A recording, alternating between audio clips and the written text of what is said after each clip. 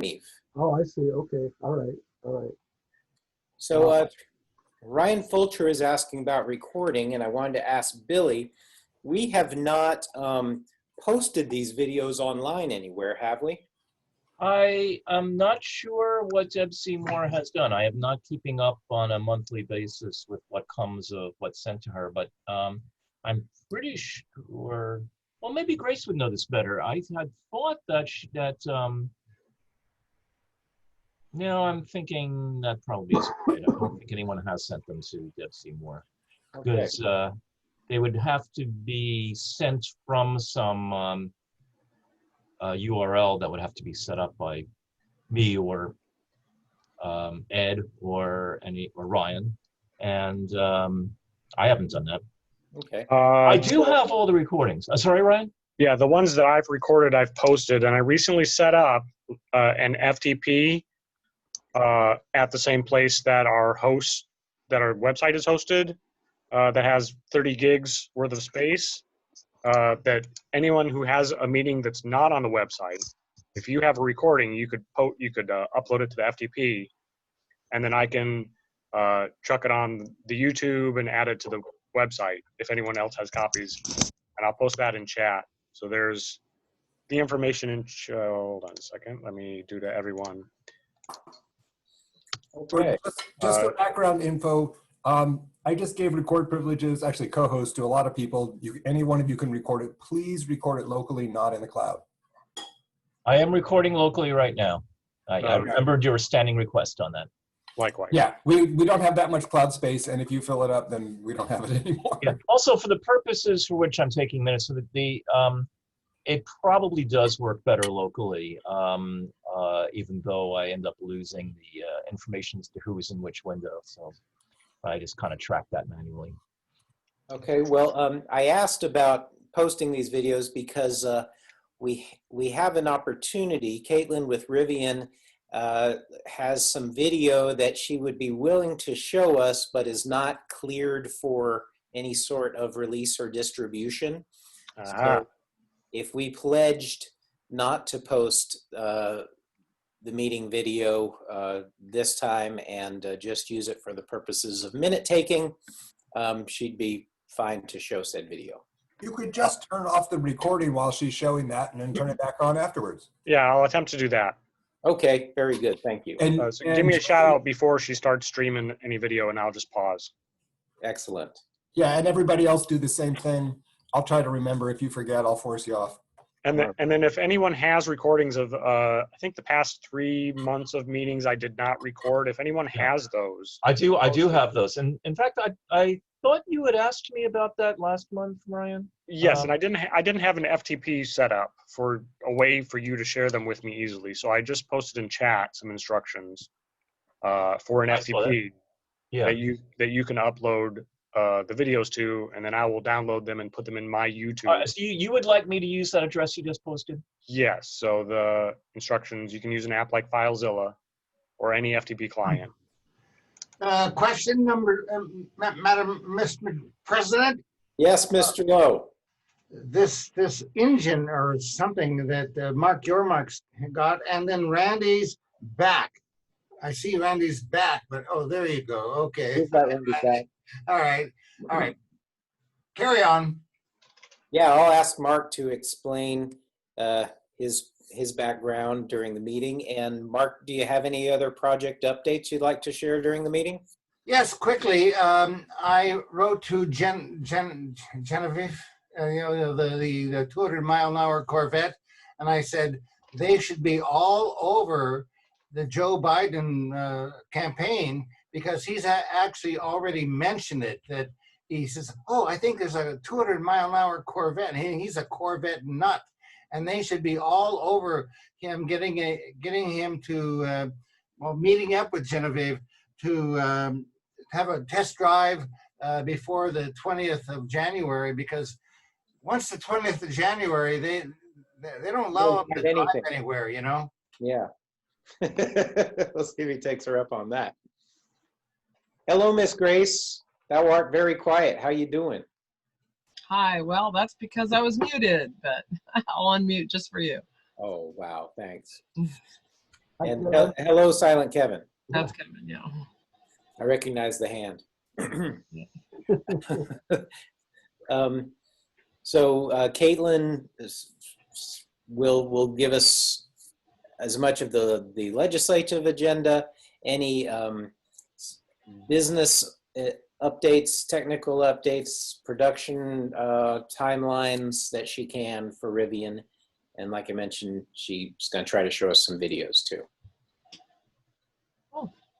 And hello, Ronnie. One other comment. Steve. With some help with my young son, Zachary, we've been tagged in with Apple TV Plus, and we've been watching the two Rivian pickups and the two Harley Davidson motorcycles come all the way from Tierra del Fuego, and they just crossed the Isthmus of Panama. A long way up. Episode, 1 week at a time, but it is an incredible story. Even if you don't care about Rivian or Harley Davidson or anything, just the scenery itself, it's a wonderful thing to watch. Yes, it's very good. Thank you. Oh, wow. The power's going to go to my head. I can remove participants if I want to. You're all forewarned.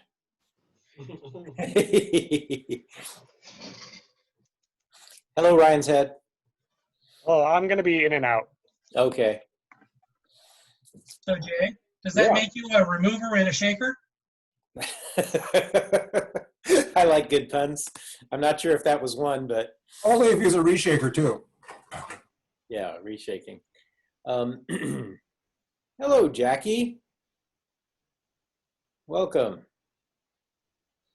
Okay, well, we are looking good with 16 people and 12 minutes till meeting time. That will come along nicely. You guys, please let me know if any of you have updates you'd like to give, and I'll make sure to recognize you. This is Philip, November 21st. Mm-hmm. Oh, yeah. Yep. That's on the agenda. Our Solo Rolla has an 8 o'clock engagement as well, so I'll put him fairly early on the agenda, as well as our guest speaker, Caitlin. And then we'll move into the SEVA only events.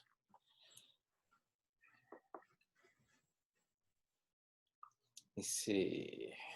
Well, there was an event here with Pat McHugh at the shop, Yes. and Who would like to report on that? well, I guess I can report some, but yeah, I can say something about it. Okay. How about right before we talk about the November 21st event, and Phil, will you do the primary presenting on that? The 21st? Philip? He's not there.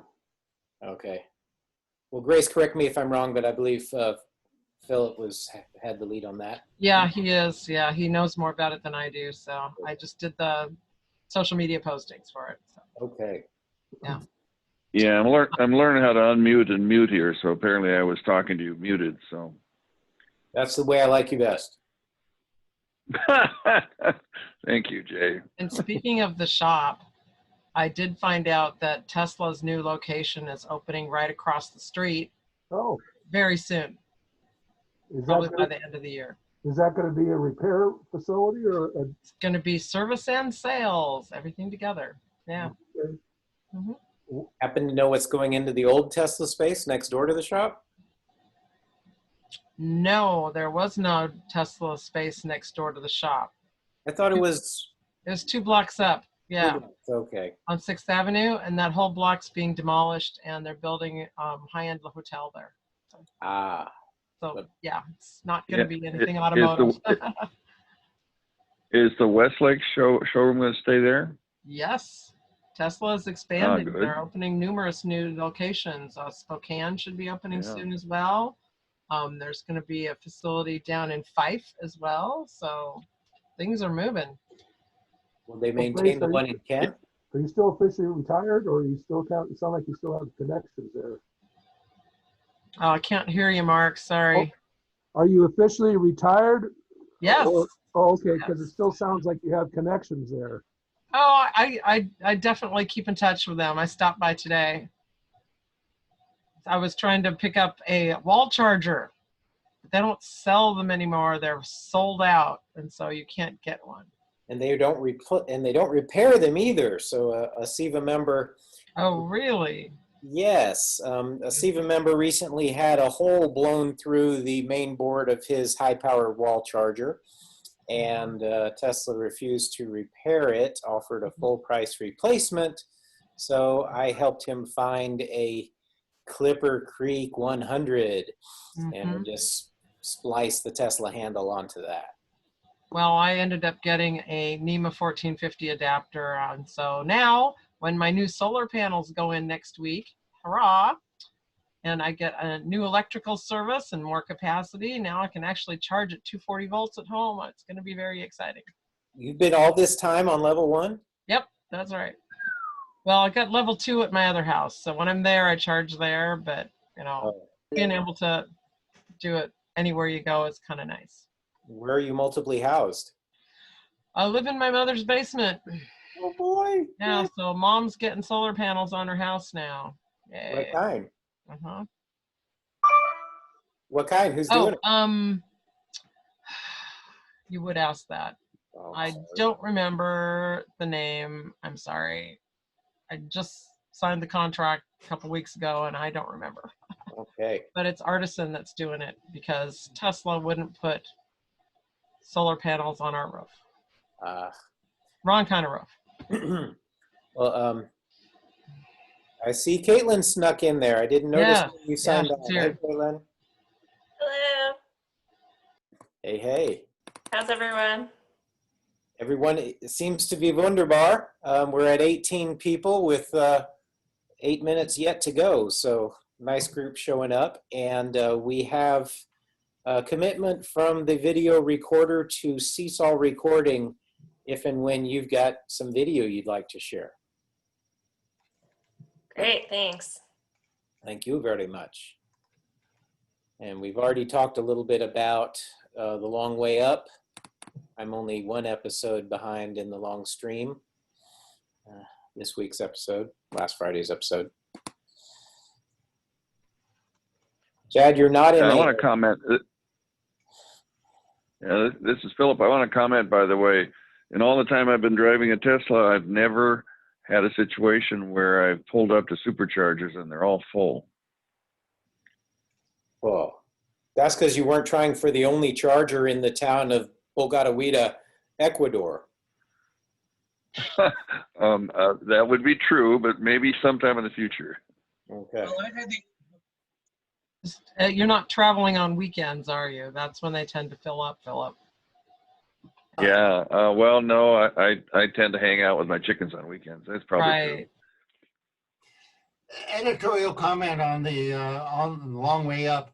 I think it's very, very gutsy that both Rivian committed to that endeavor. And I suppose you guys have talked about this before, and so shut me off if I'm just repeating.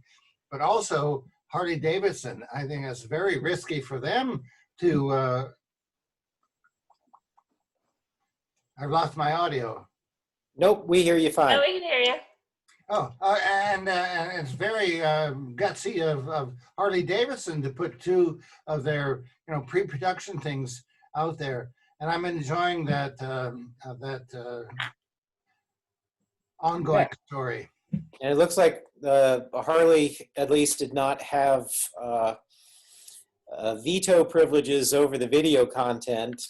They aired, a fair bit of dirty laundry when the bikes broke down and when they showed up in South America not capable of doing level 1 charging, et cetera, et cetera.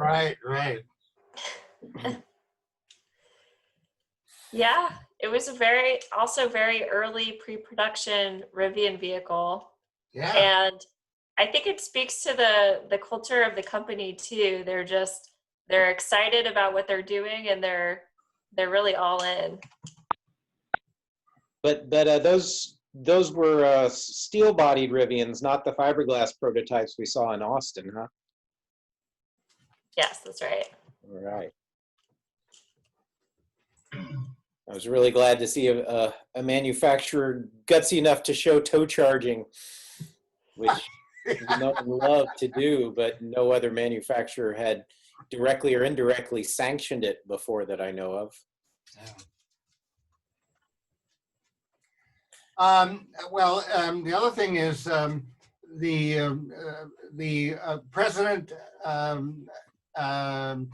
to be mentioning about the 200-mile-an-hour Corvette, and I wrote a letter to the folks at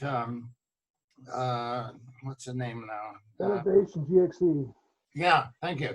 That you got to get a hold of him and do a photo shoot of him driving your Corvette before he gets into office, because once he gets into office, there won't be any more drive arounds, you know. Yep. No driving by the chief. Yeah. Unless it's a golf cart, but that'll be over too soon too. All right. Who is going to present on, I don't see Andrea yet. I don't know if we'll get an update on the survey. Who was going to report on the consumer report study on EV total cost of ownership? Oh, Kelsey, you want to come in here for a second? Is that Kelsey that's going to present? That was Chad. All right. Oh, sorry, I Thank didn't you, realize Chad. I wasn't muted. Yes. Okay, thank you, Chad. There's a report. It was great. Is there anything else you wanted, or Yes, we'll did you want a more formalize it. formal start to the meeting, or you're just? I'm your waiting a ducks lined couple up. minutes. We still have time, don't we? 6:59. No, We ticking do. down. We do not have our other presenter, who is the Solo Rolla, but I hope he will sign in. I'm just scanning. Yes, for we do, Jay. Joel's down there. He's on. Hi, Joel. How you going? All right, I see you there now. Okay, thank you, Joel. Yeah, I'm here. I was just muted. I didn't want to disturb everyone. All right. Is your 8 o'clock event offsite? You need some travel time, or? No, it's good. As long as I'm out by 8, I'll be in the clear. But yeah, thanks for thinking about that for me. All right. Well, it being 7 o'clock, I will call this meeting of the Seattle Electric Vehicle Association to order. Dispensing with Kevin's usual oratory. And what is this? Oyez, oyez, oyez. All persons having business before this august body, unmute yourselves. You will be heard. The Honorable Jay Donaway presiding. All rise. Hey. All set. Mr. President, floor is yours. Thank you, Kevin. I'm sorry, Madam Sighs got me highly amused by her agitation. She fell out of a chair on that one. Can you believe it? I think Chris has enjoyed it most. Yes. All right, I'm getting it. All right. So what is this, our 8th Zoom session? Doing this since March. Yeah. Okay. And so, yeah, and we're finally going to get back to an in-person event. We have Philip Skoog presenting later about our planned show at the shop on November 21st with full distancing protocols in place. I'm sure everybody's aware of the recent federal news, which should be a little bit more EV friendly than the past 4 years wandering through the desert. And we have Caitlin Moynihan of Rivian.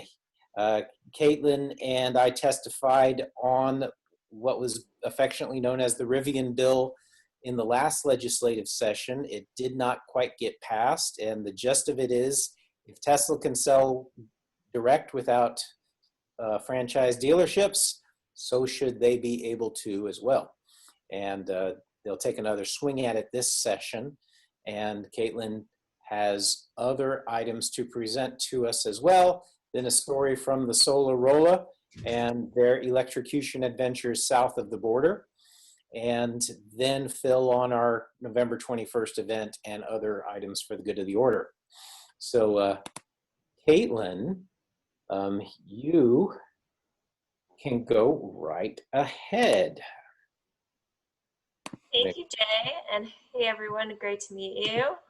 Just share my screen, let me know. You ready, Joel? Let me unmute myself here. Yes, I'm ready. All right. I hope Caitlin can hang around to the end, and I'm sure it'll give people time to think up more questions, but thank you for that excellent presentation. Yeah, thanks a lot, Caitlin. That was super interesting. I'm actually really glad that I got to join in on that. That was a pleasant surprise. Let me just share my screen here. I got to figure out how to do it. Oh, it's disabled. Apparently, you've got to enable that. Oh, whoops. Okay, just a sec. I'll get it to you. There we go. It's coming. On its way. There you go. Okay, let me find out how to do that again. Share screen. Here we go. 3, 2, 1. 17, 24. Oh, The green thing on the bottom will bring up a dialog box. yeah, it's. Well, let me look. Oh, here we go. Does whatever you're sharing need sound as well? No, it doesn't. Okay. Google Chrome, Zoom. It's telling me that I have to quit to share the screen. Oh, well, it doesn't matter. Here, I'll link the presentation in below, and I'll just go off of the presentation down here because it's not that important.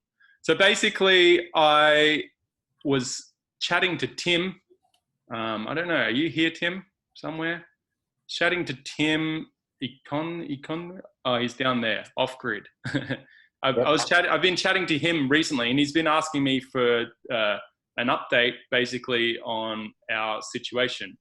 So basically, my name is Joel. I'm from a group, an organization called Route del Sol, and we are the first electric solar-powered vehicle driving from Alaska to Argentina. And me and Tim have been staying up to date because we actually ran into a bit of trouble, but I'm going to go get into that later. But for now, we're the first, well, I'm the first person to be driving the world's first 100% solar-powered electric camper van from Alaska to Argentina. And the organization is basically a collaboration. I think when we drove through Seattle, I can see some familiar faces there. Basically, what we do, yeah, some of you might remember me from when we were up in there. It seems like a long time ago. Actually, it must be getting cold up there right now. It's starting to get there. So basically, what we do is we drive our vehicle and we record our adventures all the way from Alaska to Argentina. We meet up with people like you, SEVA, organizations who are doing really awesome things in the electrification scene, but not only electrification scene, also environmentalism, energy production, anything that seems like it might be an interesting thing for audiences who want to understand about basically energy, but like environmentalism. They want to get into that sort of stuff. So basically we take our cameras into those places, we film them, and we produce YouTube videos. And I think since we saw you last, we have produced something like 47 videos on our YouTube channel. So I don't know if anyone of you watch YouTube, but if you want to catch up on our adventures or any of the cool stuff that we've been doing, Route del Sol in the YouTube tab, you can sign in and type it up and find us there. We're also on Instagram as well, and we've had like 80 posts on there since we've been in Seattle. So I don't know if anyone's been up to date, or if you haven't even heard of us, that's where you can find us. We're on there. There's a little bit more details on there about us. Where am I? Oh, we also have a website for a little bit more information about the vehicle that we're driving and what we're doing it in. I'm going to fast forward to, and there's in my presentation here, I had some links to a few things. So I'm going to link that presentation below so that you guys can get fully up to date. But just to rush forward a little bit, because I think what's more important to me is that I answer people's questions about my journey. Basically, to bring you all up to speed, I'm down here in Mexico. I'm in Baja, California, in a town called Ensenada. And basically, since I left Seattle, I had a great trip. I drove all the way down the West Coast. I was surfing. I was rock climbing. Actually, it was funny that Caitlin mentioned Alex Honnold, because we were speaking to him for a while about our trip too. He loves our trip. He's super into it. Being rock climbers, we all kind of like get to know each other. But yeah, I love what Alex is doing and all of that sort of stuff. But yeah, we were having a ball, surfing, rock climbing, enjoying ourselves, total adventure vehicle, total adventure, having fun. We got down here into Mexico and we were heading south at the start of the year in January. And we were driving over the mountains and we came to a town called Catavina. And all of a sudden, bam, we got hit by a huge windstorm and all of our solar panels got ripped from the roof.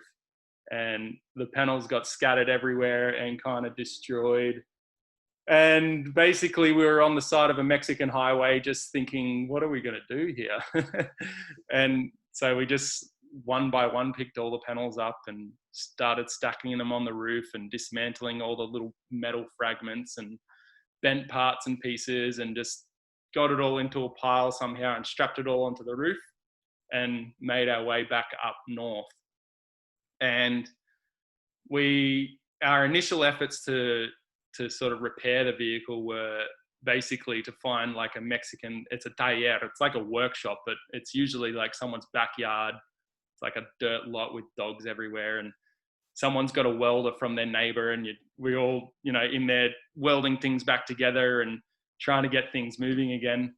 And we got the thing back together pretty good, and we were like, oh, this might work. This might just be exactly what we need to get back on the road. And the thing was kind of functional again, but I hadn't tested the solar panels yet. And then basically I opened the array up one day and rewired it all, and then the array burst into flames because everybody knows that, solar panels don't really do well when they have cracks in them. So needless to say, all that effort in the backyard workshop in Mexico was sort of a little bit wasted, and we decided that it was time to pretty much rest and stop and head back up to here, Ensenada, which is where I am right now. And then I went into, I guess, recovery mode and started to, cast out my feelers to all of my networks and see who could help, because obviously I'd spent all of my money on the first generation of my solar powered vehicle. I had no money left. So I started to see if there was anybody out there who could help me financially to get that all happening. And we started to gain traction. We actually got a few companies on board, NLX. There was a bunch of companies who were all reaching out. And then this crazy thing happened with coronavirus. And one by one, the emails started rolling in, and they were like, sorry, we don't have space to help you right now. Just little bit by little bit. And then eventually I was stuck in Mexico and without any money and without any solar panels in my solar powered van. So basically I just sat put here until just recently. SunPower and another company here in Mexico called Gold Energy have decided to co-sponsor us and replace our solar panels. So just like within the last 2 months, I think I've been organizing that and trying to work through the legalities. Still haven't got the solar panels yet, but they're all coming slowly but surely. So, and also with the coronavirus, I'm not really able to travel too freely at the moment as well. So I've decided to not only replace the solar panels, but to do some much needed repairs to the vehicle. So to take the vehicle through a few phases of repair. The first being the solar panels, and all of that is accounted for at the moment, luckily. That's all we need to get back on the road technically. But before we move on, we actually want to upgrade our, well, I've got it all written here, but basically there's 3 phases. The first phase is the solar panels. The second phase is the capability of the vehicle. So basically we want to try and put the vehicle up on some higher suspension and make it more capable, kind of like what Rivian does, but in a van, in a camper van style. And then for the third phase of our build, we also want to upgrade all of our batteries and our motors. Basically, I think when I left Seattle, I was in San Francisco, and everybody knows what the streets are like in San Francisco. They're quite steep. I was driving up a hill and I got stuck, and I had to do a 3-point turn on a hill, and I thought the whole thing was going to tip over, and it was crazy. So I thought, while I'm here in Mexico stuck, I may as well try and avoid that happening when I get down to somewhere more sinister like Patagonia or Tierra del Fuego or something like that, where the hills are a little bit more steep and made of dirt, not road. So yeah, so basically what we're trying to do is achieve those other two phases of the project. And I don't know if I've given you all of it. I kind of skimmed through it because what I really enjoy doing when I give these presentations is just to answer questions, because I think a lot of people have a little bit more directive as to what they'd want to know. So I would prefer to do that. But basically, yeah, that's where we're at. That's what we've been doing for the last, I think it's been over a year since I've been up in Seattle. Yeah, and if anyone has any suggestions as to where I should be looking to get that kind of support, or if anybody just has any general questions about my general well-being, or any specific details as to what exactly went wrong, or how much fun we're having, I'd love to answer those questions. So, yeah. All right. Well, I'm not concerned about your well-being. You look a lot more healthy than I do. The base vehicle was a Navistar E-Star, right? Which had a 50-mile-an-hour top speed and only 70 kilowatts of power. That's it. It's my tortuga. It's my turtle. It crawls along very slowly but surely. It gets me there. Well, it gets stuck pretty much on every beach that I drive onto, and it doesn't make it up all the time, but I find my way around the hills, and I don't drive on too many beaches. Yeah, I checked that you and McGregor and Company already had the long way down copyrighted, but the longer way down is still available. The longer, slower, more relaxed way down. And more exciting. Your YouTube videos are certainly on my list.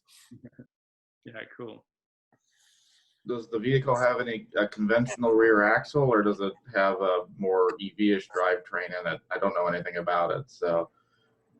So basically, it has a conventional rear axle.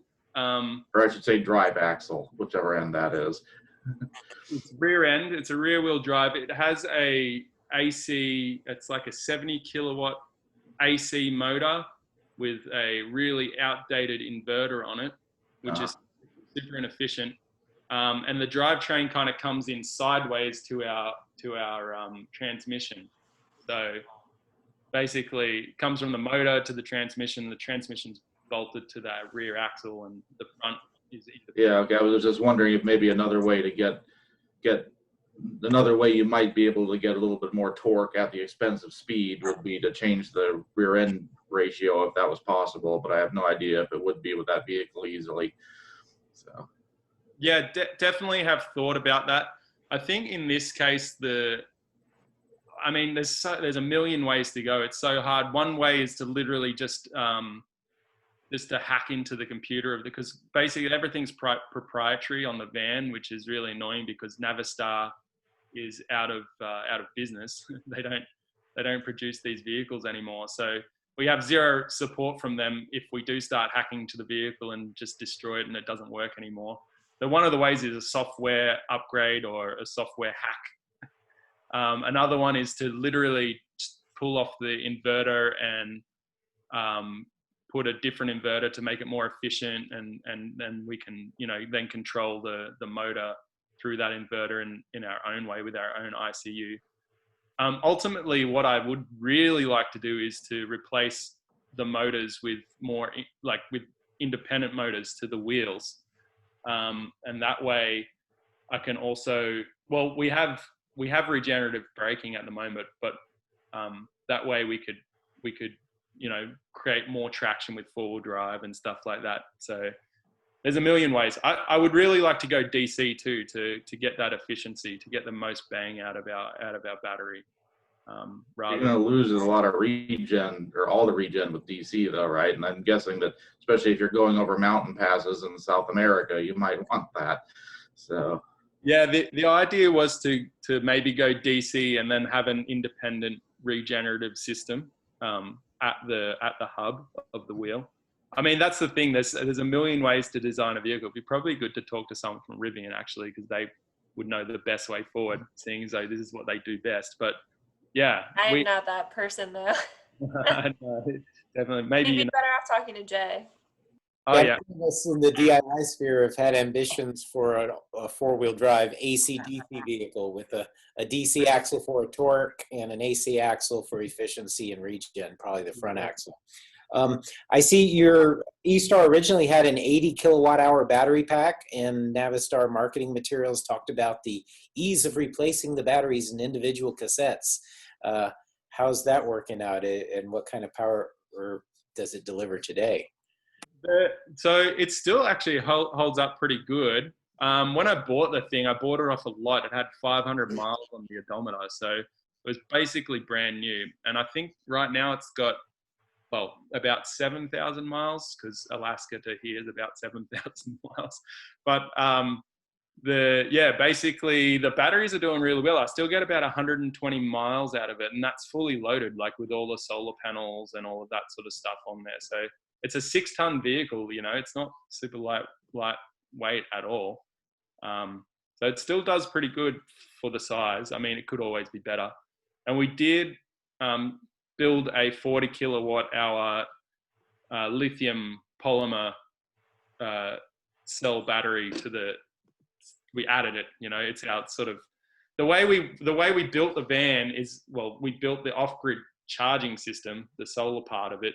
It was, we built our off-grid system to charge a 40 kilowatt hour battery, and then we transfer from that battery into our main pack through an EVSE and an inverter. So there's all these steps that we're losing energy at, and my goal is within these phases of upgrade to go directly from the solar panels into the battery pack. But yeah, that A123 Systems built that battery pack, and it's really good. Other than the weight and the power density, it's a great battery. But I mean, obviously, like with Tesla cells and the rate of change of, you know, lithium cells nowadays, it's completely obsolete as far as electric vehicles go.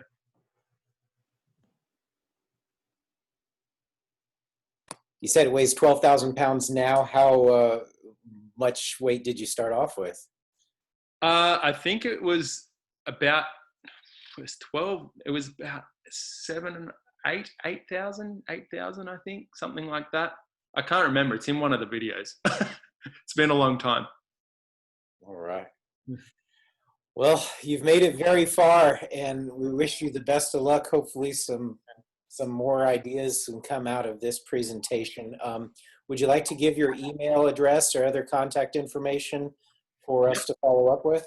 I'll send that presentation through. It has all of my contact details and all of that. So if anybody has any ideas or questions further, I'll be able to answer them over email or through social media or whatever, however you would like to contact me. Excellent. Well, thank you very much. I know you had an 8 o'clock deadline. Any other final points or questions from anyone? Thanks, Joel. Appreciate it. Thanks, Tim. Thanks for inviting me, man. I really appreciate it. All right. Thanks a lot. Hey, Phil Skoog, have you got your ears on? We're up next for the November 21st event at the shop. Yes. Okay. I'm unmuted now. So I'll also do the November 5th thing a little bit. So Pat McHugh, well, first of all, the shop is an interesting place. So let me explain what the shop is. They have 2 locations in Seattle and in Dallas, and they describe themselves as the country club for gearheads. It's an interesting place. They got valet parking. They have wash bays, a detailing service, a members lounge, conference rooms, workspaces, a bar, a restaurant, special events, 55,000 square feet of climate controlled storage with the cars on 2 levels, as I remember, on ground level, and then they elevate them up above the other. Lifts, they have, I think it was about 8 lifts to work on vehicles, and a card room, if that matters to people. And what we're going to do and that was November 5th, there was Shock and Awe, the Eco Pro, a Ford product, and I don't know what they branded that one as. And Steve Lowe was along. Was there another one I missed, Steve, as a vehicle being displayed on the 5th?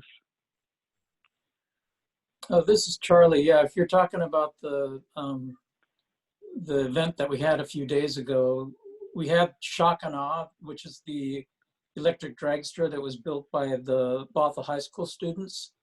And then we had the E-Copo Camaro that was built for General Motors. And then the Ford Mustang Cobra Jet 1400 that we built for Ford early this year. And so the event was put together for a photo shoot for Hemmings Motor News magazine, and they are planning to write an article about MLE race cars, McHugh Lane Electric Race Cars, the company that was formed to build those dragsters. And so SEVA was invited to the event at the shop, just as a rare opportunity to see those 3 dragsters all together in the same place. Actually, on Friday, we also brought the vehicles to Pacific Raceways for an evening photo shoot at the track as well. Oh, great. Thanks for filling in. That's little bits that I didn't know all the details of. So on the 21st of November, I'm switching at the same location. We're going to have what they call a Cars and No Coffee. And it's from 10 until 1 o'clock. They do this fairly regularly. And the idea is, wear your mask, separate from people, and you can go in and use the restrooms, and they have enough spacing in the restaurant. If you want to have a meal, you can do that. And the idea would be, and we may do this, we'll just see, people could stay in their car and we could actually set up a Zoom call. That's one way to talk to people, or just separate and do what you would normally do to talk to people with your mask on. It's going to be from 10 until 1 o'clock, and they do this with other vehicles, so we may have some non-electric vehicles show up as well, just out of curiosity. But Grace has worked pretty hard to try to get the registration of this on the National Drive Electric Week as a host website. The one little trick to that is it can't be a public thing. So Grace has got the actual URL, so you can go on and register. It just won't show to the public. As long as it's club members and their guests, that's fine, but not all of Seattle. This is a rare opportunity. It was something Jay and I have talked about for quite a while, try to use this location, and if it works out, we may do this again. I think it's a really cool location. They can handle up to 50 vehicles. As I say, as Grace mentioned, Tesla is going to be across the street here shortly. So I think EVs are going to be all around. There'll be like swarms of EVs probably fairly soon. So that's about all I have, unless somebody has questions about it. Well, I have a quick one about logistics. I had asked a little bit about if it would be interesting for me to bring my Model X and with a trailer. And one of the things I was wondering about is what parking is going to be like, and if that might be a logistics problem. Well, in the parking lot itself might be tough, but you can park along the street where 18-wheelers can easily parallel park on the street. So I don't see a big problem as long as you're aware of where you're putting your vehicle. I think it'd be interesting to see it, frankly. I was the one I think answered you and said, yeah, please bring it. Okay, thanks. Any other questions, or is it back to you, Jay? Please ask questions of Phil. He needs to fill in more details. What is the location where the show will be? Because when I went there on Thursday, it seemed like just a pretty small parking lot out in front. So is there a back lot or somewhere where the vehicles will be displayed?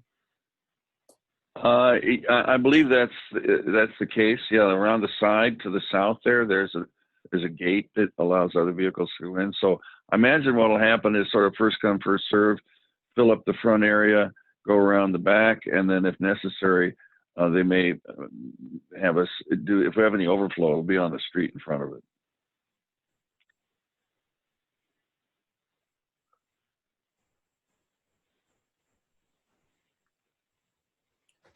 Yeah, if you look at their site, they've got those big Jersey barriers blocking the front lot in half, but a lot of street parking up and down leading to the facility.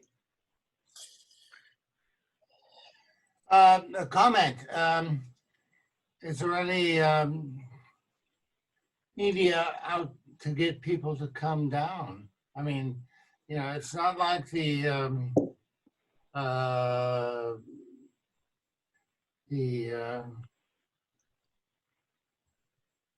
thing on Greenwood Avenue, you know, where 10,000 people show up just automatically.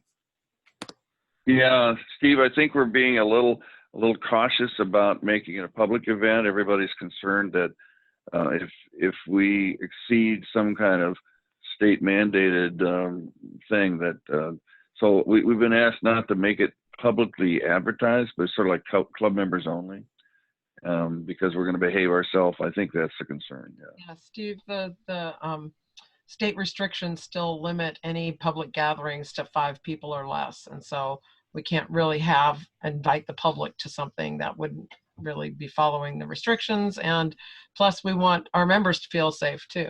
So I hope some of our members will come and you know, in small, you know, less than 5 groups of people. Please walk around and be able to socialize and talk to each other outside where it's safer with masks on. The SEVA members, Yeah, and SEVA members are some of the most careful people around. I noticed Joel did not divulge the original title of his presentation, which I believe was "My Solar RV Has Shocked Me 5 Times." Yeah, hopefully for Steve Lowe, when things open up again, this might be a pretty good location in the Seattle side, and we've often had requests to find another spot in Seattle that we could do an event besides Greenwood or in addition to Greenwood.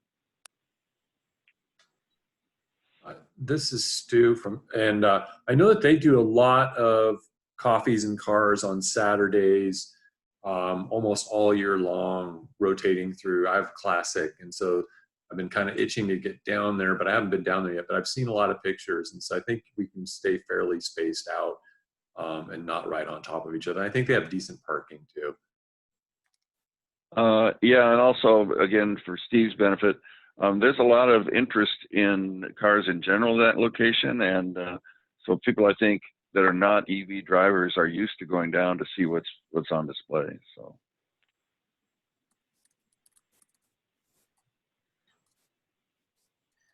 Thank you very much. Back to Jake. A question: who is 1311069269070?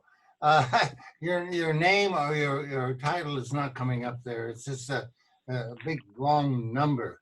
Bill's nothing but a phone, but I've posted the address of the shop on the chat window.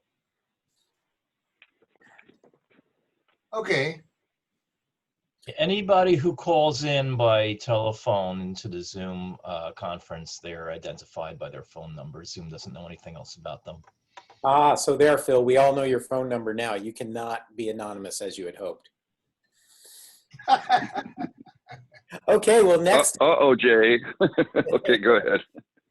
Next up is Chad Schwitters, because he has done a bit of analysis, as he is so apt to do, on the total cost of ownership of electric vehicles as presented by Consumer Reports. Take it away, Chad. Yeah, well, actually, I didn't do any analysis. I was mostly just doing a whole bunch of reading. But last month, they came out with a 45-page report. They've also got an article, and they've also got a fact sheet. And I'll send these around by email, so you can look at it yourself if you want. And it's basically just a total cost of ownership study that looks at all the costs in electric cars and compares them to ICE vehicles.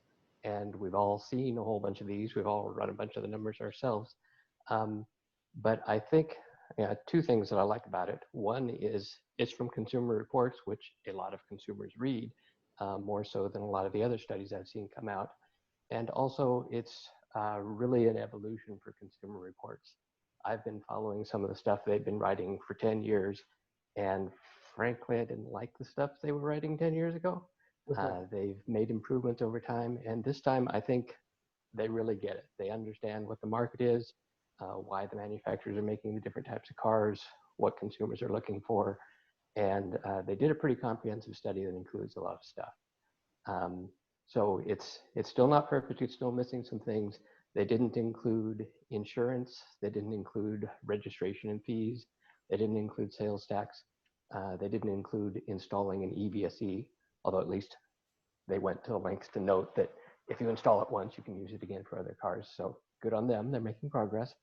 But anyway, I just wanted to mention some of the things that they looked at and how they got the numbers so you get kind of a sense for the study. So for like sales price, they didn't, like most studies, just look at MSRP. They actually went out and got data on what actual sales values were.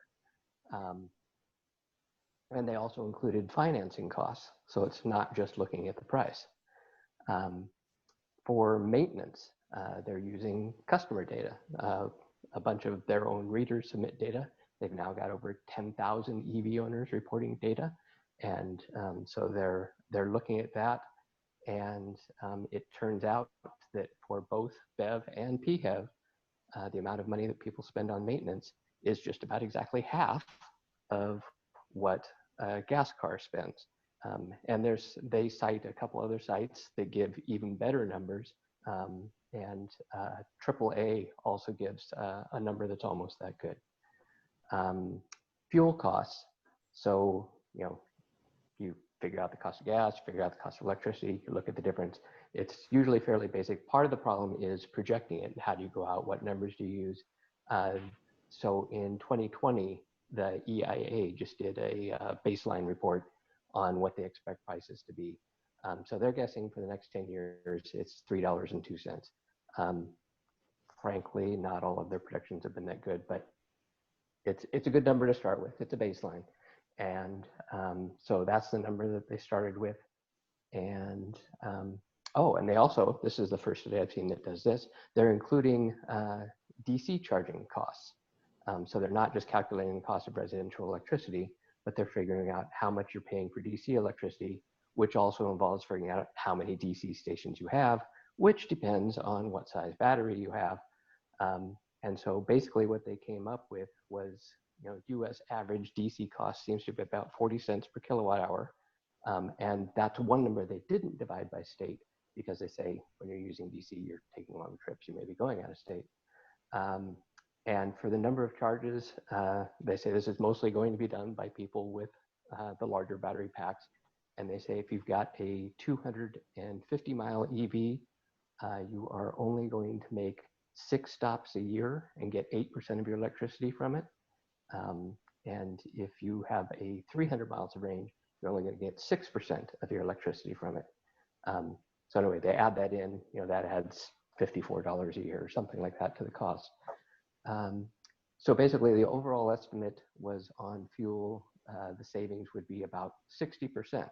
So most drivers across the US would save 60%, which is quite a bit. And they said the majority of states are within 10% of that number. And 48 of the states are within 30% of that number. There are 2 outlier states that save a lot more. They are Oregon and Washington. Washington was the best, we're number 1. We can save 38% more than that. So basically, they're saying we're saving over 80% because we have relatively expensive gas and relatively cheap electricity.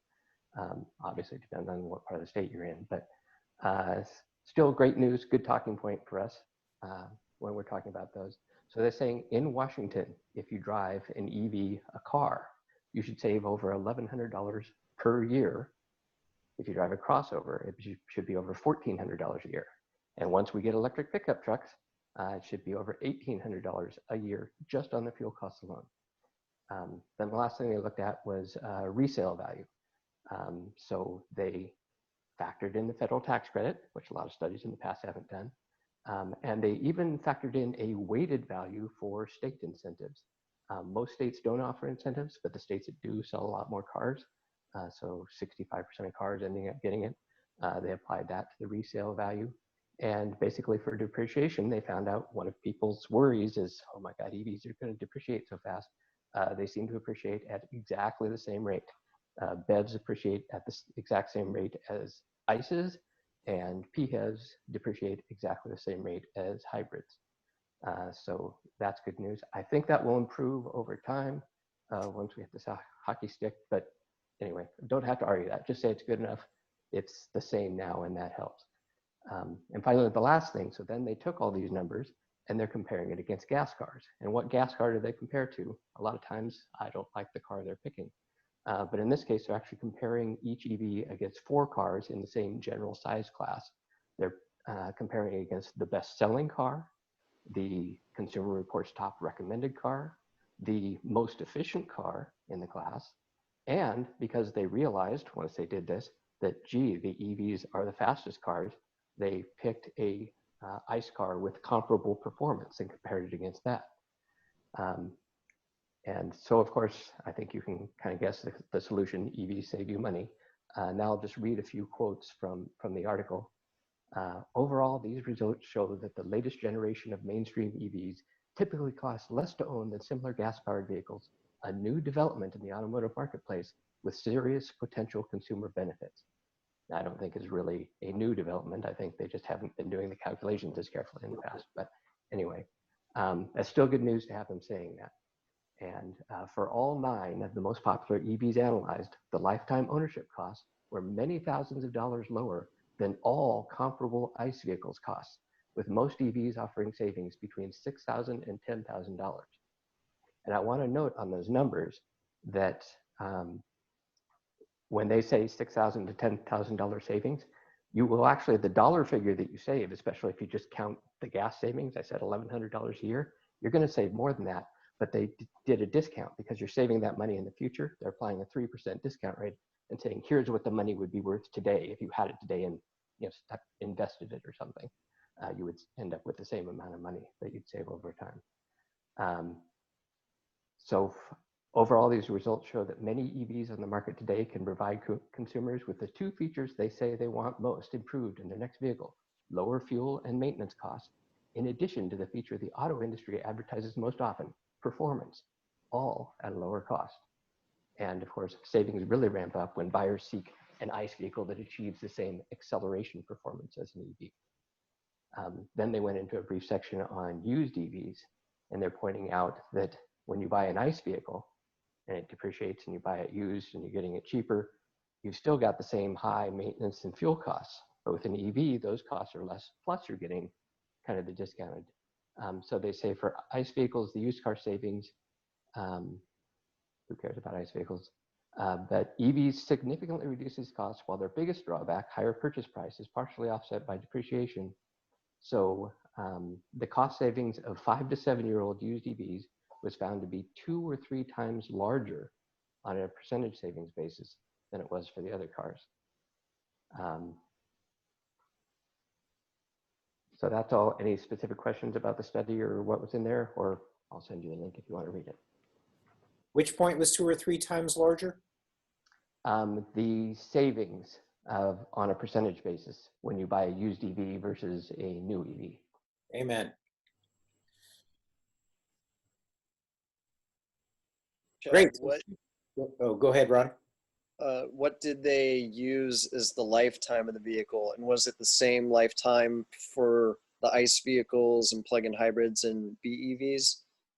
That is a good question because a lot of studies have not done a good job on that. A lot of them will consider like 100,000-mile lifetime for the EV. But Consumer Reports went by the NHTSA averages. They were a little, it's either 200 or 210,000 miles. They were a little inconsistent on which number. But anyway, I think it's a pretty good number. And when they were looking at the maintenance costs, they actually have cars in their survey that have over 200,000 miles. So they're using real numbers from that section and including it in the lifetime cost. And that's interesting, Chad, because of the fact that there aren't a lot of electric vehicles right now that have 200,000 miles or more. And as EVs get more efficient and they have a longer, they've been on the road for longer, then that should get even better figures. And that's actually, for instance, Model 3, you know, the oldest one's 3 years old, and typically they're looking at least 5 years of lifetime. So when you're talking about the expenses, you just got to project that out, and it may not be realistic. So absolutely, they did say that most of the cars with over 100,000 miles in their survey were either early Leafs or early Model S's. And so they pointed out over time, we expect these maintenance costs to get even lower than they are now. Oh, that's good. Okay, great. Yes, early Leafs having high miles. The 2011 Leaf that I'm commuting in right now just crossed 160,000 miles. And according to the documentation, these tires that I'm about to swap out for some winter treads are only the second set on it. I know the first set made it to 78,000 miles under Steve's careful stewardship, and I think this is only the second set that's getting low now. That's what happens with long distance highway commuting. Well, thank you very much for that brief bit of reading summary you did rather than analysis, Chad. That was very helpful. You're welcome. Right. I can give a few updates on leaf swaps in the world and EV Works business. Anything else for the good of the order? Hearing none, pipe up in the chat window, but I'll bloviate for a little bit.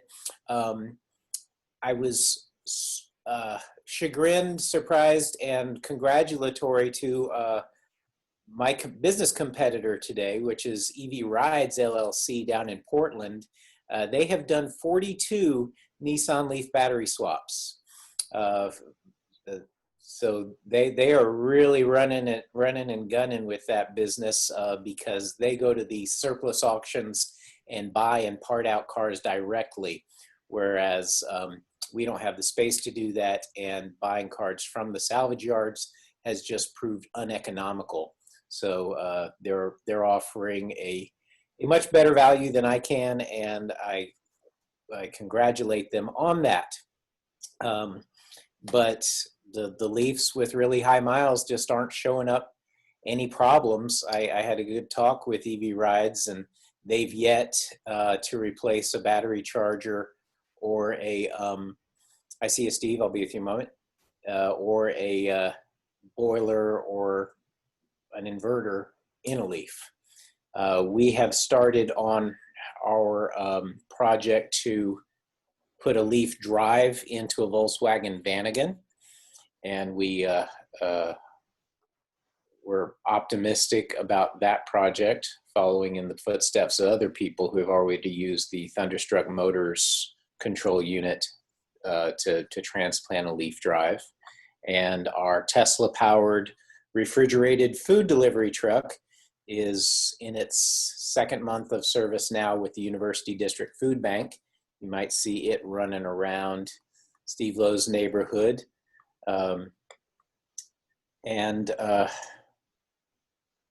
That is about the state of things at EV Works. Steve Lowe, did you have a comment? Yes, a question. Is anybody ever gone into the possibility of a upgraded battery pack for the My EV? Yes, it's something that I have been following, and there's an Aussie who has rebuilt a pack out with aftermarket cells and is early in testing of it. They cannot show that the car will recognize more capacity that it was born with. So it looks like their rebuilt pack only has reserve capacity, which is nice. But In the meantime, I've got a low mileage salvage 2014 battery pack that could be available for sale to the right by EV owner. But the one that I salvaged and put in my car, low mileage out of a 2012 lithium iron phosphate, you know, I've been sitting for years at a collision random state of charge, is entering its second year of salvage service in my car and delivering 100% of rated capacity, because they were rated on only 80% of the factory capacity, unlike Nissan. Anything else? All right. Grace. Okay, I got a question here. Oh, Mark, go ahead. The Vanagon, the leaf motor, are you detaching it from the Nissan gear reduction, or are you detaching the motor and hooking up to the transmission or the transaxle of the Of the many unreliable parts of a Vanagon, the transmission is one of the most unreliable. So we're definitely keeping the Leaf gearbox. We're planning to run that through custom axles out to the original Volkswagen hubs. Okay. The entire intact Leaf drivetrain will fit in the motor bay if we run the whole shebang in reverse. And we're still thinking about doing that. Nissan engineers got a Leaf, I think they got it up to 93 miles an hour was the land speed record in reverse in a Leaf. And you can do that just by switching two of the phases out of the inverter on its way to the motor, and it'll think it's running in forward in all other ways. And we would have to add another oil pump to the gearbox since the splash lubrication wouldn't be working as designed. So we may very well do that. Otherwise, we can let it run in forward if we remove the battery charger from the stack and relocate that to another location. Then it'll all fit in the van quite neatly. And we're currently planning to run it with 2 reassembled Leaf batteries inside, giving it at least 80 kilowatt hours of capacity. I see new messages. Oh, thank you for those links, Chad. Everybody check those in the chat box before you go. We're approaching 8:30. Anybody else? Seeing any hands waving? Hey, Grace. Yeah, hi. I just wanted to bring up that our next meeting is going to be in December. Typically, we have, instead of a meeting, we get together for a little kind of holiday celebration. I don't think we're going to have the ability to do that this year. So does anybody have a preference about what we could do in December? Any ideas, suggestions? That's going to take some head scratching. I haven't thought of anything good.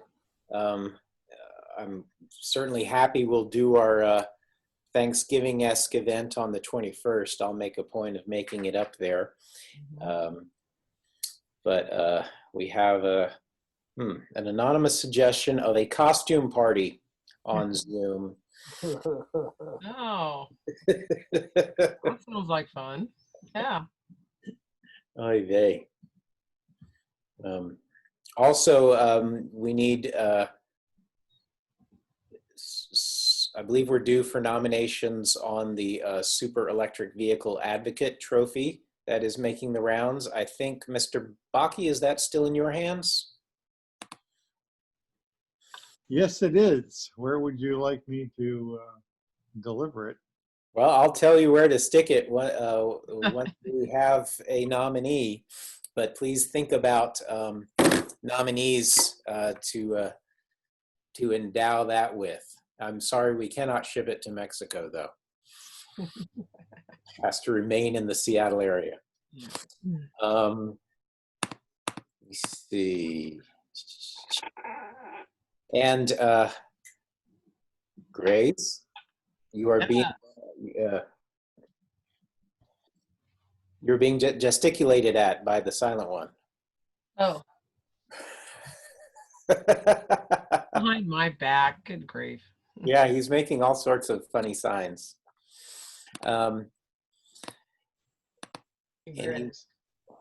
Anyone else? You have to keep them visible, Grace. What? You got to keep them in your line of sight. In your line of sight. That way they can't behave. There's a very experienced spouse. Yes. Okay.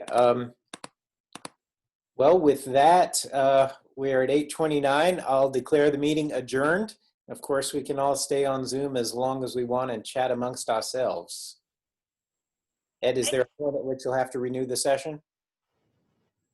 I just, Oh, go ahead, Caitlin.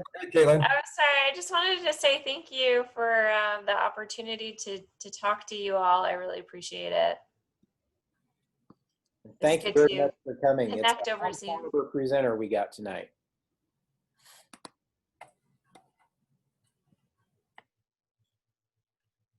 And Jay, you had a question for me? Is our Zoom session coming up on any hard stop or? No, I don't know, go another 15 or 20 minutes of random chat. At some point tonight, I'm hoping to reboot this machine, which would tend to end the meeting. Thank you very much. Stu Frothingham, how goes things in the solar and electric vehicle space? We haven't had Jeremy here for a long time to give any updates. Oh, I didn't know that. I thought he was like lurking with you guys all the time. I just kind of pop in and out, but I want to get more involved. Thank you. Things have been really going pretty strong in solar right now. It was funny today because I reached out to Joel to find out. I'd heard the rumor about sun power, so I wanted to learn more, but I'll ping him off to the side. There's the step down this year on the tax credit for solar goes from 26 to 22 next year. So there's been just a huge push for us, and I think that's what's driving kind of the market. So we're really busy right now, and it's actually a good market. It'll be interesting to see what happens after the turn of the calendar. I'm kind of curious because everybody's been really trying to beat these deadlines because it steps down to 22% residentially next year and then it goes away. However, we just had a little election that may change things up a little bit, but it may actually decrease the pressure for solar because people may not have a fire underneath them to try to get that tax credit if Congress brings in a 30% again, which I think would be great, or whatever they may offer. But that wouldn't come until the next year, but that won't. Either we're gonna have a really go like crazy next year as everybody tries to get that last bit of incentive residentially, or it's gonna drop off tremendously because there'll be something else coming in play. EV charging is going pretty good. It's been fun kind of seeing some of the different programs that are starting to pop up. And you guys are much more wired in on that than I am. I'm trying to pay attention, but really more focused in on solar. But seeing like the program up in Snohomish, that's a pretty cool program. The Drive and Connect and some of these other things that are popping up. We're busy. Always looking for more work, but busy. It's good.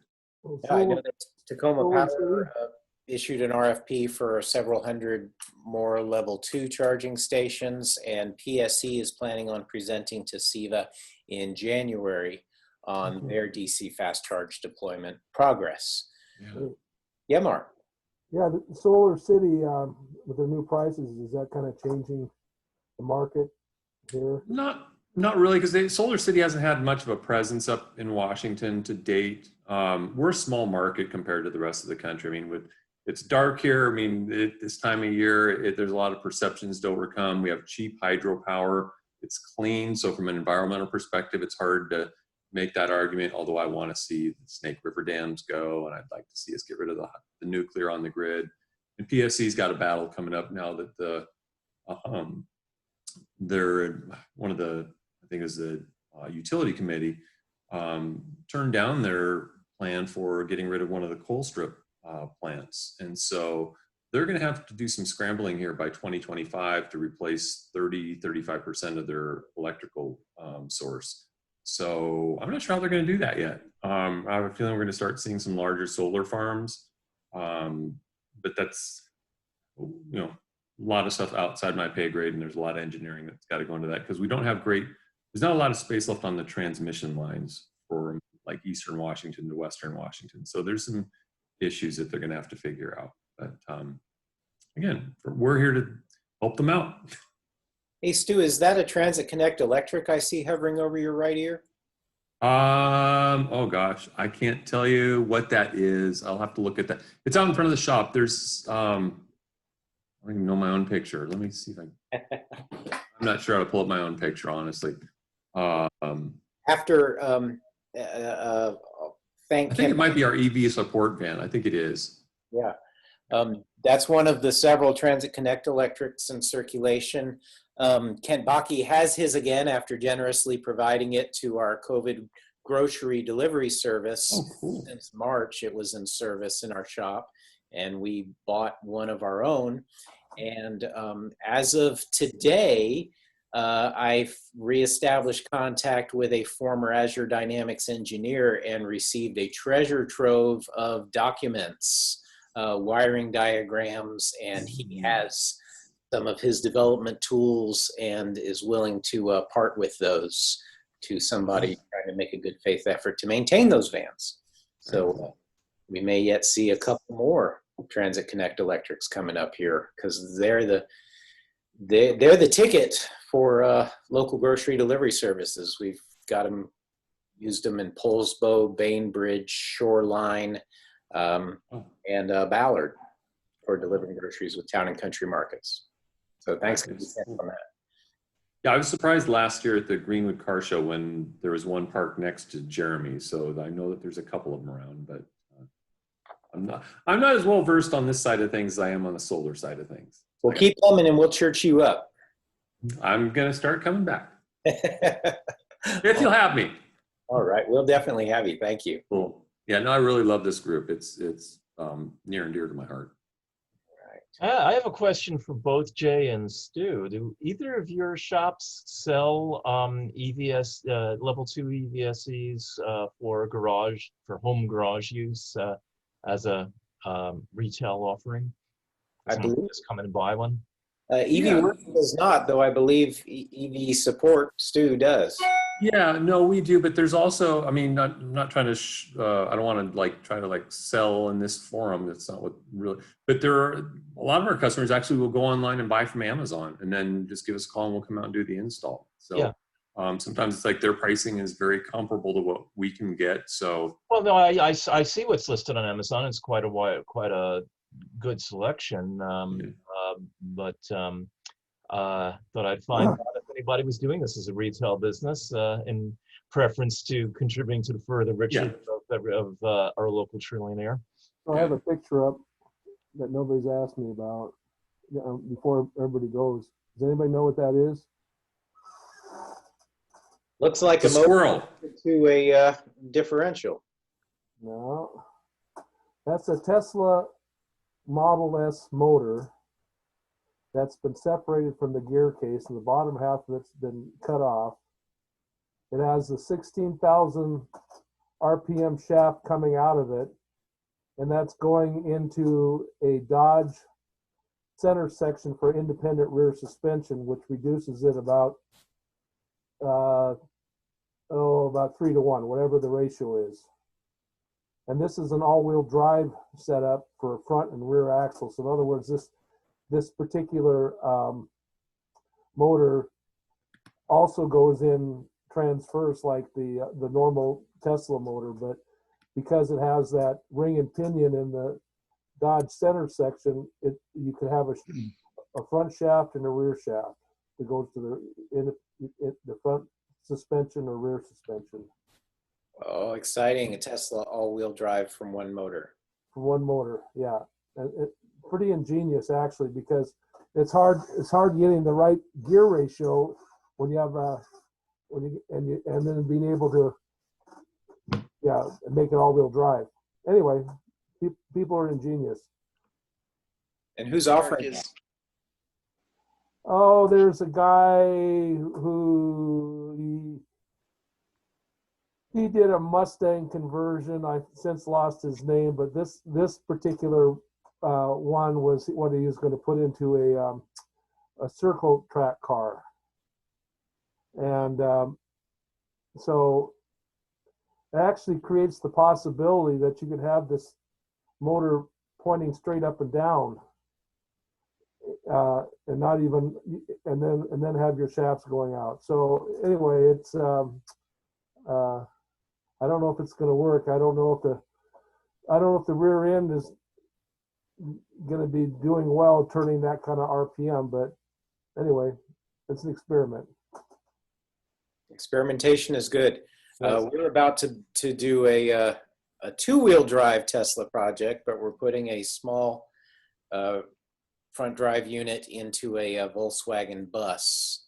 That, of course, the bus is overdue for delivery to our shop, but I inspected it last week, and we'll be hopefully providing an update on that project next month. I think that'll be an excellent conversion. Yeah, it'll be a long-range conversion. It has 14 Model S modules going into it. 14. Now, are you going to just set that on the floor, or are you going to put that below the floor?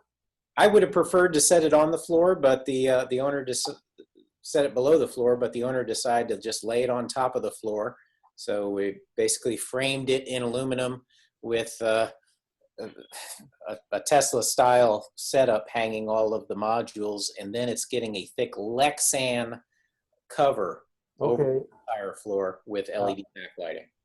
Well, the latest EV West video has a VW camper van like that. It's kind of interesting what they did. Although layout, but we started that project before they did. Yeah, well, but they're doing low voltage. They're doing a Hyper 9, so that all their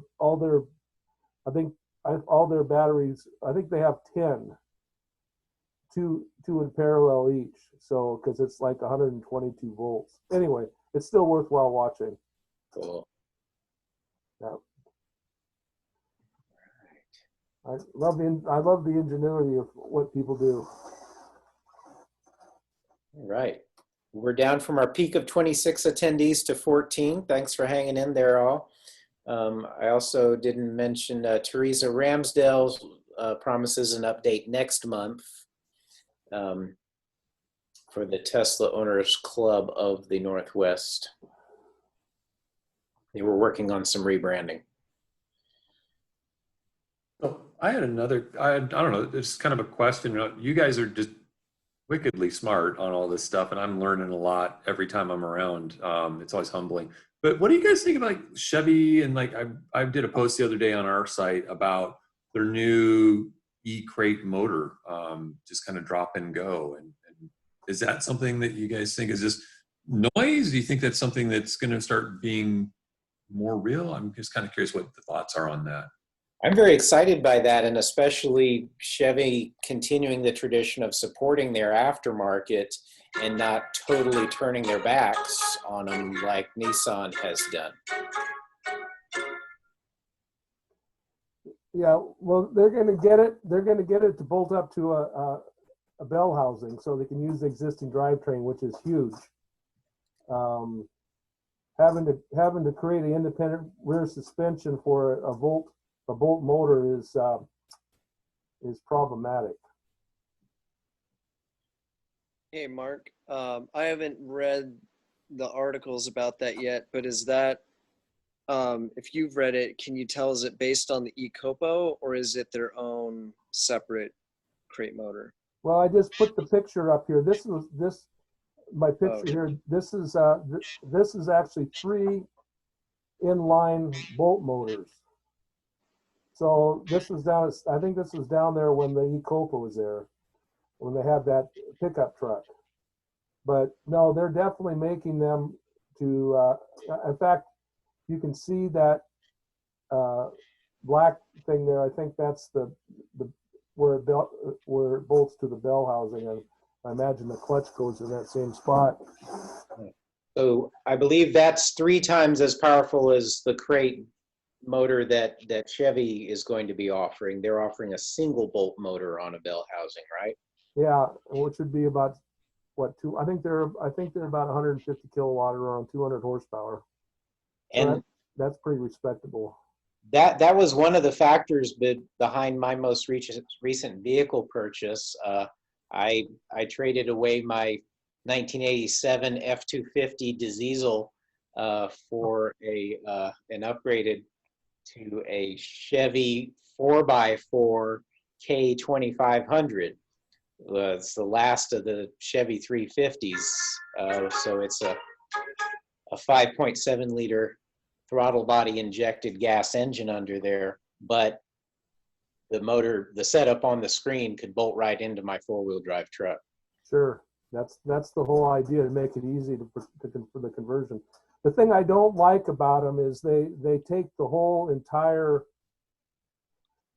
Chevrolet Bolt battery pack, and the example they used was in the oldest style Jimmy, and they took the whole battery pack and just set it on the floor. So in other words, they just lost all that, the rear seat and all the usability there. They need to do something better about packaging their battery. Well, that's what's great about them providing it directly to hobbyists, so we can be more creative than those stodgy college-educated factory engineers. There we go. Yeah. And my fantasy, and I've told a few of you this over the years, is I want to swap out a gas engine in an old C3 Corvette. I just think I love those cars, but I'd love to be able to drop an electric motor in there. I just think that would just scream. Take it away, Mark. Oh, I can't. Mark's been working on a C6 Corvette. Oh, cool. I didn't know. I've been doing that for maybe 10 years next year. But yeah, it's a dual stack Remy motor, so it's the same motor that basically what Charlie's been working on in all 3 of his cars. Let's see, where is that? I'll show you a picture of that.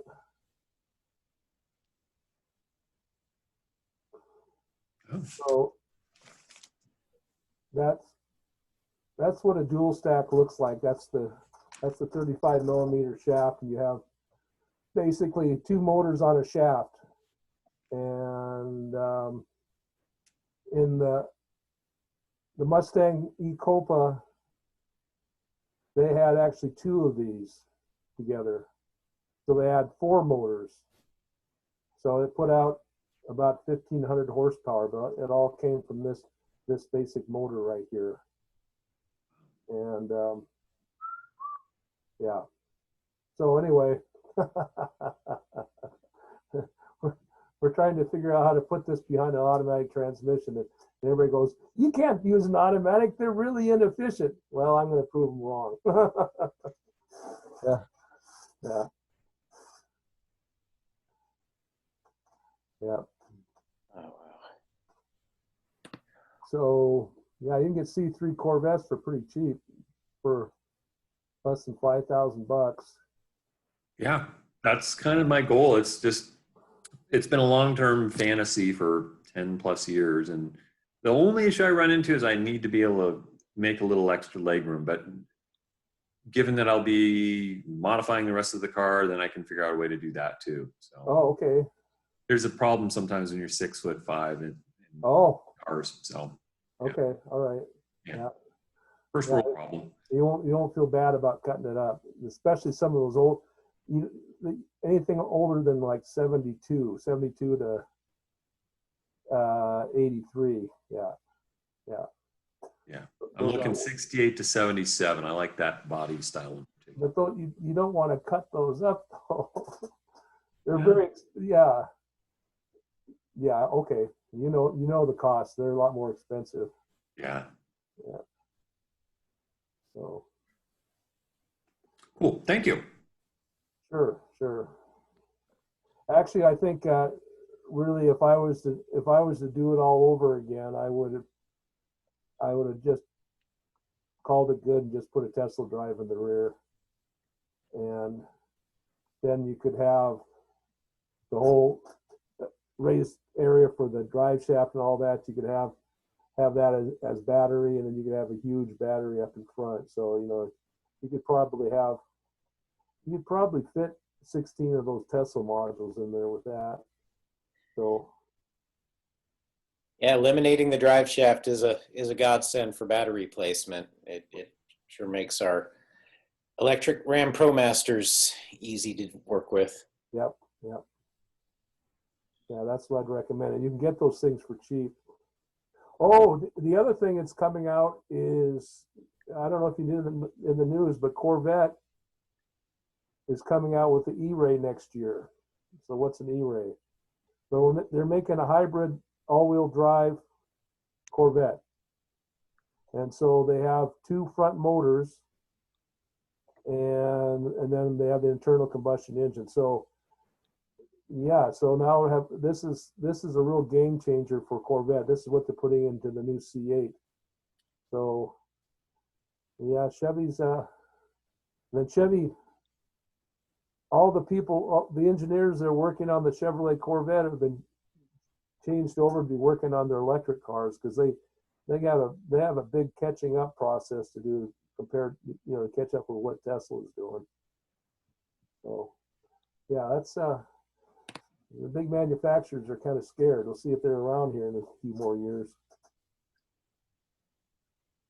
That and Ford.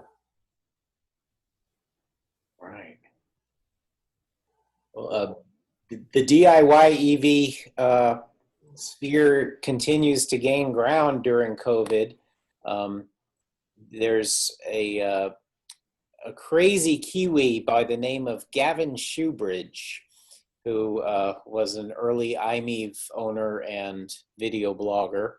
He's now in the US and he's buying the Soviet Jeep, a Lada. I forget the model designation of it, Lada Niva, but anyway, he's buying it out of Seattle and running, it's called Kiwi EV Project 2020.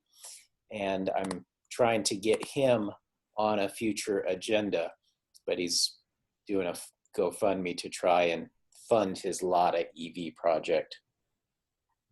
So it would definitely be a standout once it's done. I mean, everybody would notice it. Is that the whole idea behind doing it, or what? Yeah, he's being an iMev advocate. He has a soft spot for funky, unloved vehicles, and the Lada definitely, the Soviet Jeep definitely qualifies. Yep. Yeah. Well, that would be interesting. Hey, Ron Easley, any news from the world of fusion? Nope. No, we're working on it. All right. Well, our President Emeritus, who is not with us tonight, Stephen Johnson, and I had a brief meetup last month, and at the most innovative locksmith in the region, Guardian Security in Tacoma. I highly recommend them for your crazy keys, like the Tibby key on a Transit Connect Electric or the laser cut key on a Dodge Ram ProMaster. But we may be able to assist Stephen with the electric refrigeration on his produce truck for 21 acres. And he was kind enough to give us a referral because we could supply 21 acres with a long-range electric delivery truck that they could lease until such time as the fabled 50s Chevy electric delivery truck is ready for the road. Wow. I guess that's good for Stephen. Yeah. I hope so. Yeah, I hope so too. Wow. For that matter, Jay, the refrigerated truck that was in time trials or something like that a month ago, is it all turned over to the food bank now? Yes, it is in service with the food bank. And let's see. I will look at its current status to verify, but on the app. But yeah, it's been doing well. It did not have the DC fast charge option, but on its sister vehicle, which is our demonstration ProMaster, that I drove all the way up to Paradise on Mount Rainier for the final ascent of the season by International Mountain Guides. We hauled them up to their jumping off point in the electric van. It now DC fast charges at 121 kilowatts, which may be the fastest that local Electrify America stations can actually provide. But so we've running the Tesla pack off of CCS Oh, very good. successfully at 121 kilowatts, and it maintained 120 for a good 30 minutes because I had run that 74 kilowatt hour battery pack all the way down to 10%. So But this is charging all at over proprietary 40 miles an software, and Say again? this is all proprietary software that developed this, or? Oh, yes, it is. Oh, yes. Okay. Very skunkworksy type stuff. Are you going to sell that as a service to any car, or only Nope. other vehicles? Only Maxwell vehicles right now. They're being very disciplined about keeping their eye on the prize and working on their only on their own stuff. Okay. So I thought it was a surprising lucky stretch when they offered to assist on Steven's project, because it's at least in the family with Tesla components that we could piggyback off of. Right. Well, that's great. That's great. Get some movement there. Yeah. Hey Jay, how much does the van weigh, and what hours per mile do you get? I will show you that right after I show you this. This is the proprietary portal that anybody with a smartphone and a password can look at our vehicles with. And when I press the locate button, it then shows us where in the world is the van. And oh, cool. Sure enough, it's sitting right outside my door here on Bainbridge. So that's integrated with Google Maps. And oh, look, the charging session is complete.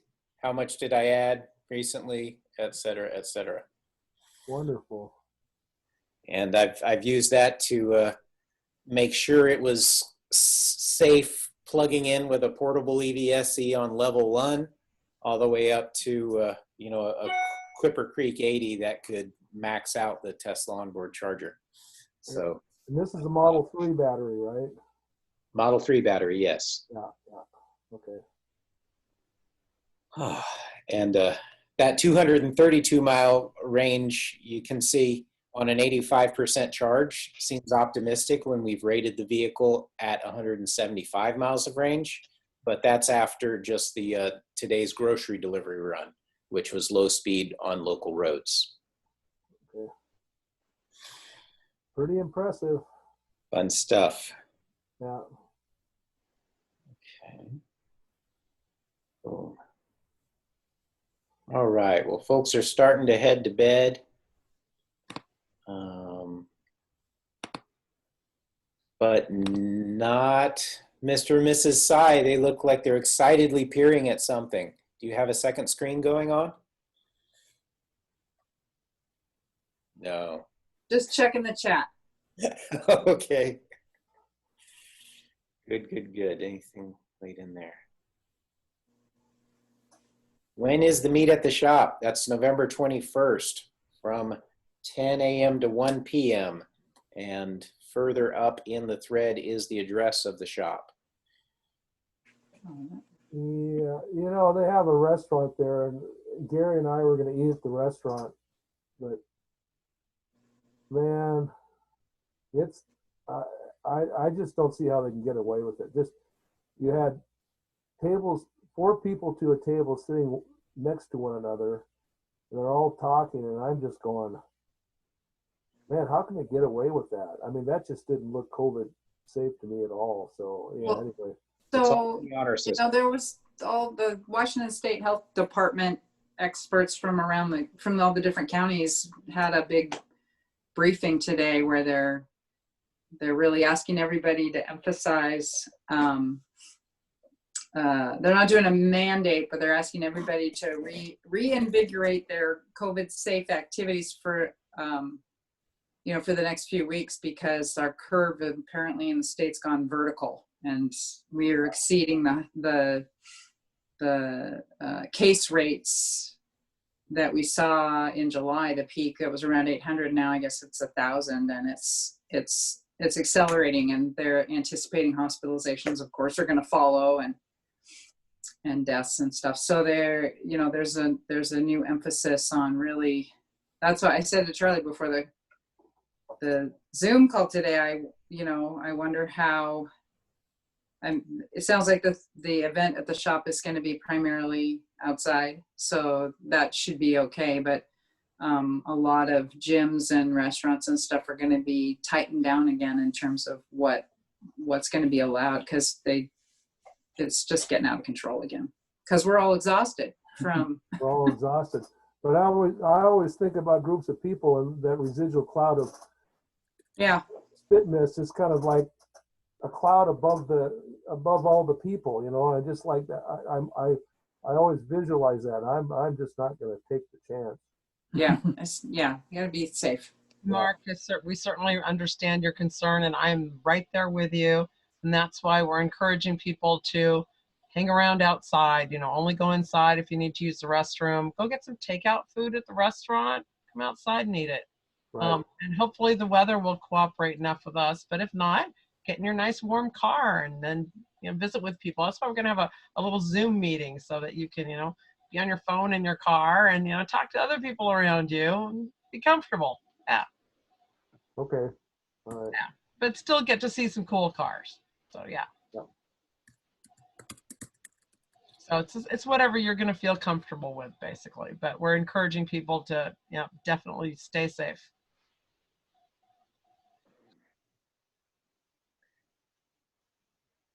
You can see I've been texting with Jamin in the chat. I'm not sure who that is, but I didn't know we had a Wayne Alexander, otherwise known as Electric Blue S10 conversion locally, and he revived it with lithium.